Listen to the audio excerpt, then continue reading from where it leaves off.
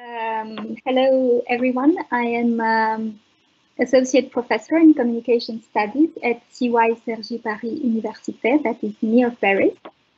And I'm very happy to be here with all of you. And yes, I'll start even if the chair is not here, not to lose time, because it's important to go smoothly within these online conferences. So I will share my screen. This is the most difficult task I have to do today. Good? Perfect. So I called my presentation No Truth, Just Victory, Discourses on Climate Change in the Democratic Public Sphere. It's a little bit courageous as title. Maybe my presentation will not be that courageous. My presentation aims to do some theoretical questioning and will be based on some field research also. I aim here to understand the changes in the logics of functioning of the public sphere produced by the controversy around climate change. We consider that this specific topic is peculiar, as it enhances several actors that rarely meet on the public scene as equals, so scientists, activists, politics, media, etc. They all rely on different knowledge backgrounds: science, ideology, information, communication. Their discourse solicits some other knowledge vectors also, like lies, misinformation, rumor, distortion, even misuse of information or stereotypes. In the perspective of a research on ideas and knowledge formation and circulation, we finally try to answer this question. Is the rhetoric of post-truth a rhetoric of controversy by definition? So I'll organize my talk in 3 points. I put colors on them so we understand clearly where I am. The first one is the role of the media in the scientific debate. The second one, the scientific debate on climate change. And then the rhetoric of dissent on climate change. So I go with the first one.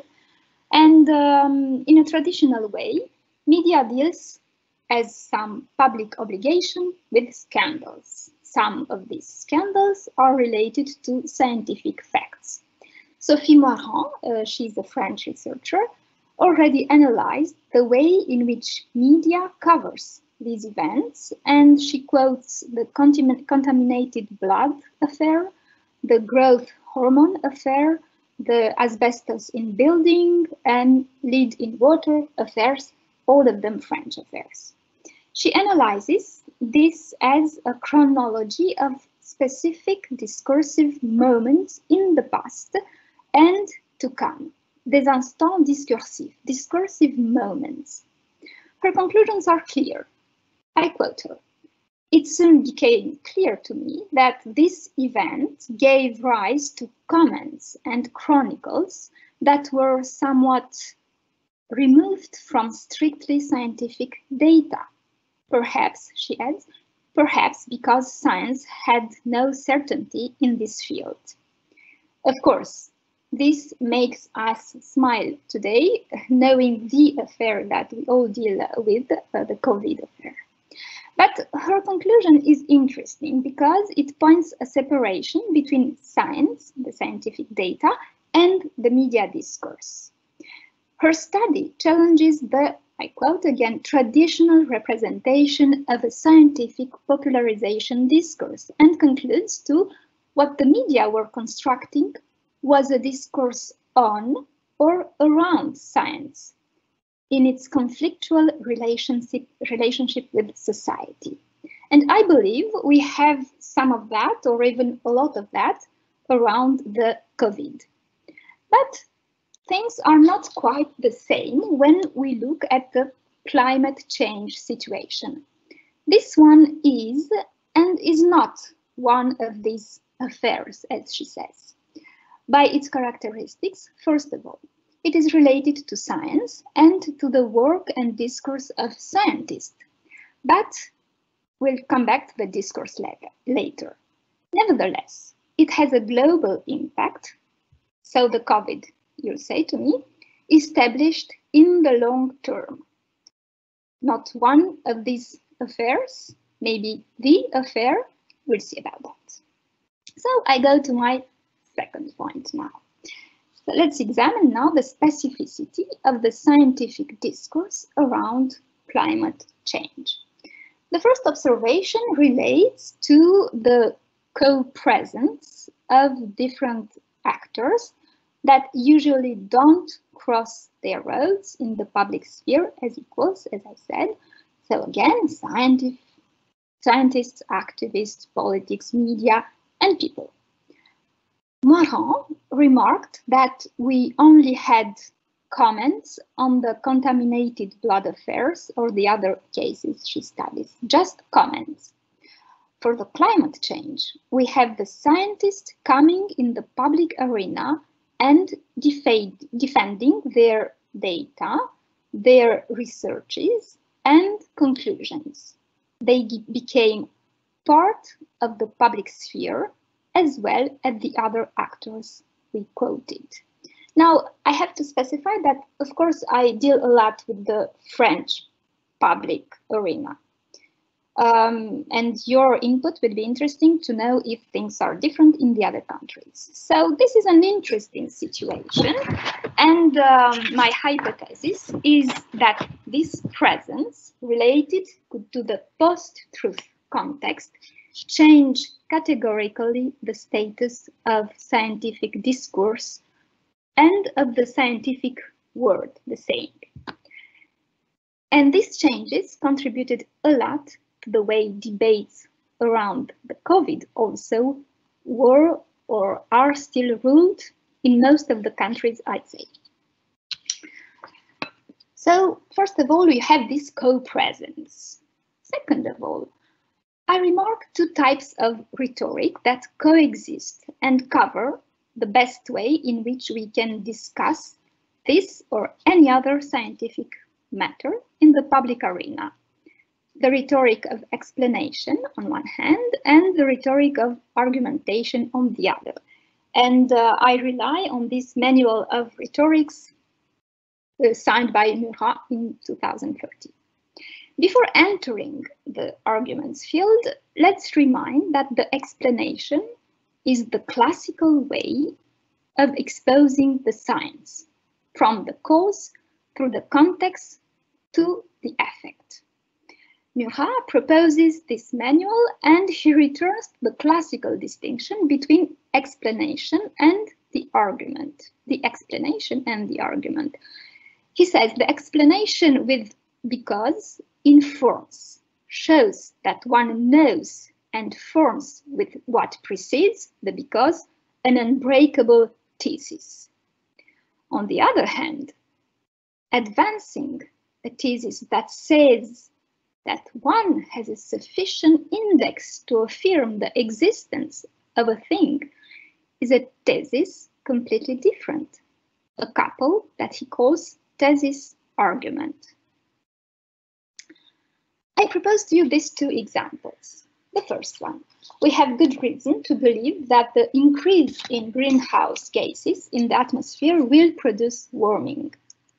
The second one, the rise in sea levels between now and the end of the century should not exceed the amplitude of a small wavelet and thus remain much lower than that of an ocean.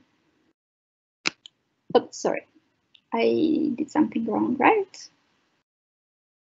Tides of an ocean tides. Okay.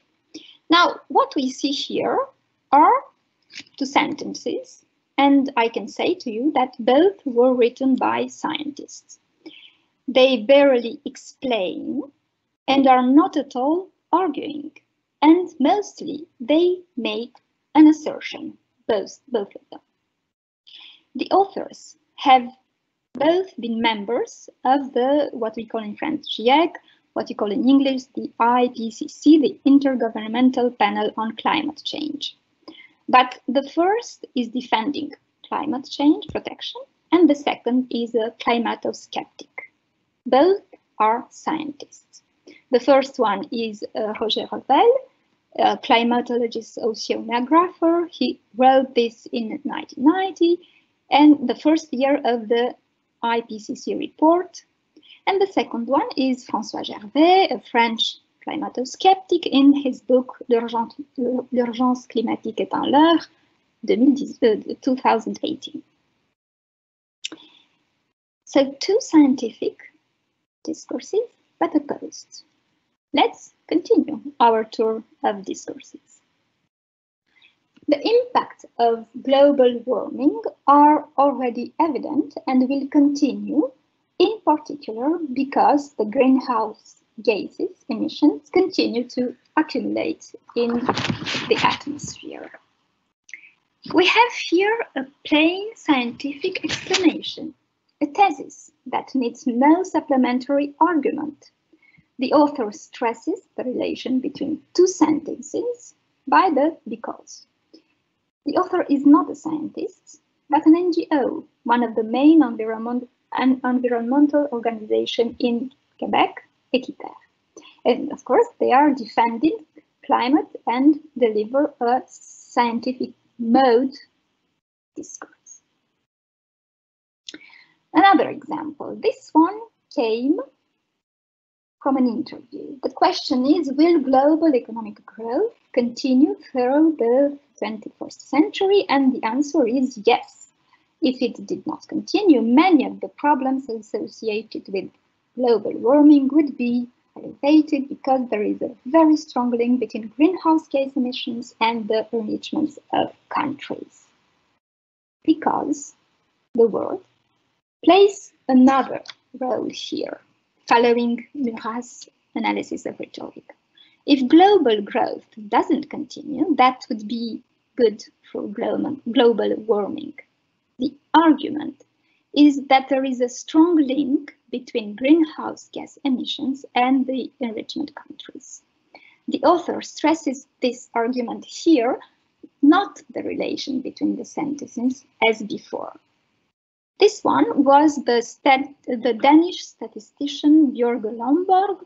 He became world famous in 2001 with his book, The Skeptical Environmentalist. This book was intended to demonstrate that many environmental problems, including climate change, were exaggerated. But later on, he published Smart Solution to Climate Change, a collective book, and he became also the director of the Copenhagen Consensus, a Danish think tank that stops his attacks on climate change theory. He is now proposing alternative solutions, usually put forward. But we have here an argumentation rhetoric, and coming from a scientist. Okay. So we had a scientist using argumentation rhetoric and an activist group using explanation rhetoric. Quite the opposite of what one can expect.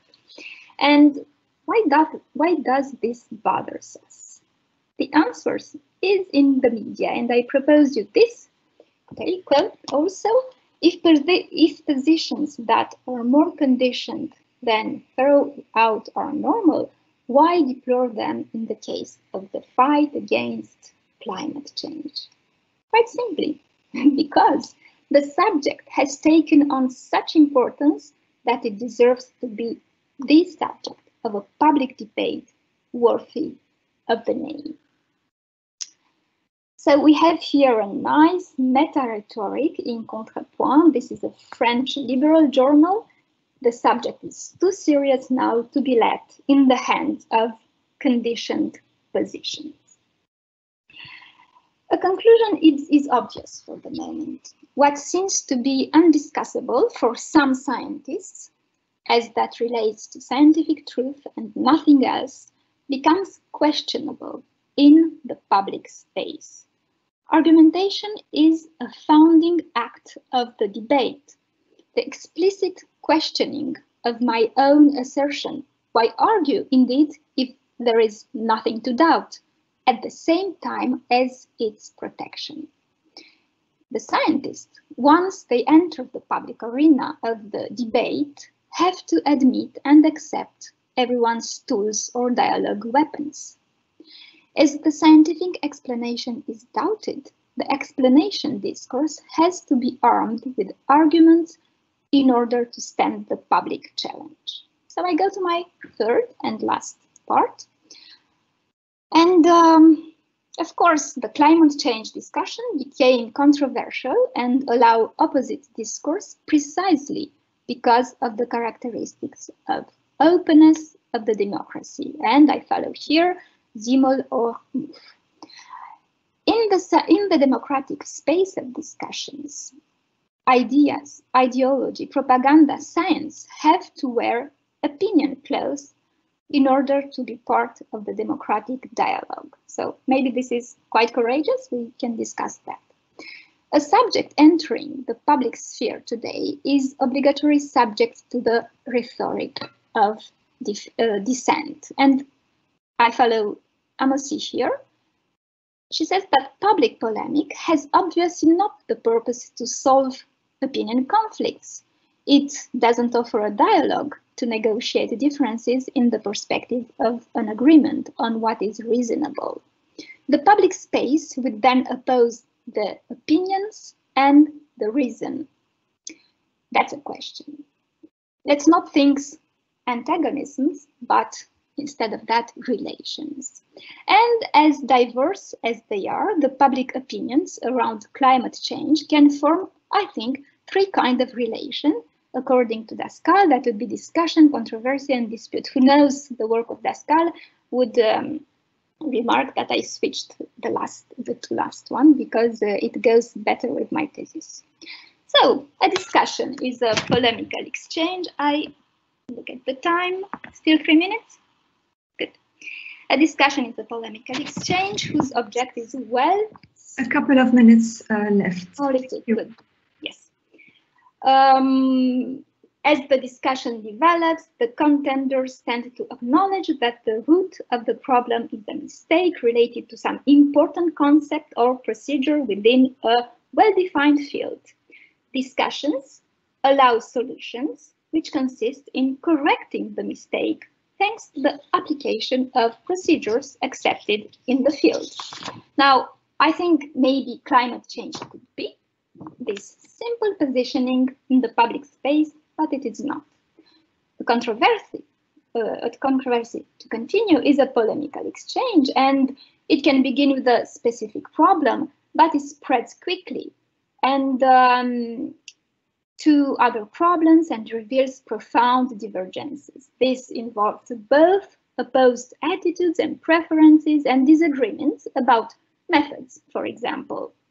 In the case of climate change, we can have data presentation, measurements, tool divergences on that subject that could qualify the debate into a controversy. Somehow it's some of that, but mostly I think, and this is my final point, I think it's about dispute. A dispute is this polemical exchange, which also seems to have as its object a well-defined divergence.